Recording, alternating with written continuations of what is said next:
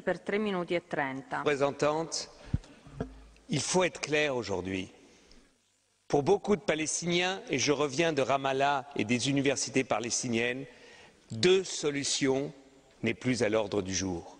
Les Israéliens n'en veulent pas, ne nous mentons pas. Israël rend de plus impossible la solution de deux États. Nous défendons avec raison deux États.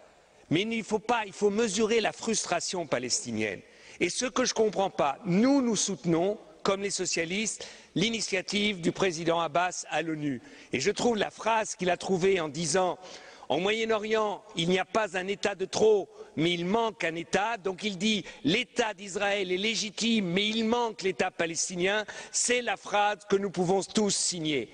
Seulement, ce que je ne comprends pas, Madame la Haute Représentante, c'est que vous arrivez ici et dites « Nous regrettons que l'Israël ait décidé aujourd'hui la construction de 1100 ». Au moins, condamnez-le et ne le regrettez pas. Dites que c'est impossible, soyez clairs. Et deuxièmement, même si nous sommes pour la reconnaissance de l'État d'Israël, de l'État palestinien tout de suite, au moins dites aux Israéliens, dites-leur, s'ils continuent les constructions, eh bien vous pousserez les États européens à tout de suite accepter la reconnaissance de l'État palestinien. Faites-leur le même chantage qu'ils font avec vous, parce qu'avec vous ils disent on va négocier et en même temps ils continuent à occuper.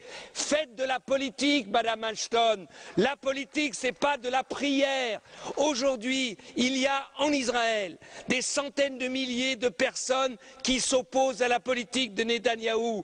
Il faut que l'Union européenne, il faut que nous, ici, nous soyons sincères et Monsieur Tzanok, ne soyons pas cyniques. L'État d'Israël a été reconnu unilatéralement par l'ONU en 1947 et c'était juste.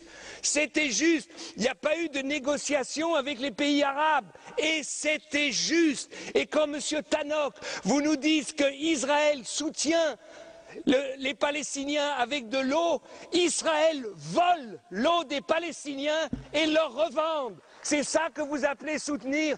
Enfin, il faut arrêter un peu avec notre cynisme européen. Si aujourd'hui, nous nous levons pas tous et nous disions aux Israéliens, votre paix, la paix d'Israël, Israël pouvant s'intégrer dans un espace du Moyen-Orient, même de rêver des États-Unis du Moyen-Orient, où tout le monde aurait sa place, Israël doit comprendre que c'est dans son intérêt le plus intime qu'il y ait un État palestinien. Et Madame Ashton, vous devez dire aux Israéliens, des représentants palestiniens comme M. Abbas ou comme le Premier ministre Fayyad, ils n'en auront pas d'autres et qu'aujourd'hui, si le Hamas aujourd'hui est contre l'initiative de M. Abbas, parce qu'il sait que cette initiative, c'est la seule possible pour qu'il y ait deux États au Moyen-Orient. Donc je trouve que votre position est trop faible. Vous n'avez à aucun moment dit ici comment vous pouvez obliger les Israéliens à négocier. C'est un mensonge incroyable.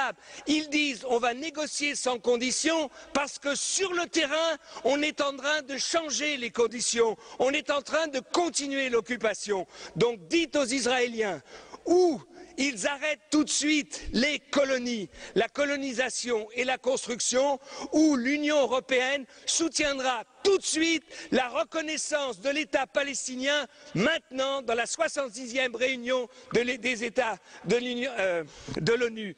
Si vous ne le faites pas, Madame Ashton, eh bien, vous verrez que dans 6 mois, il n'y aura pas de négociation. Dans 1 an, on en sera là où on en est aujourd'hui.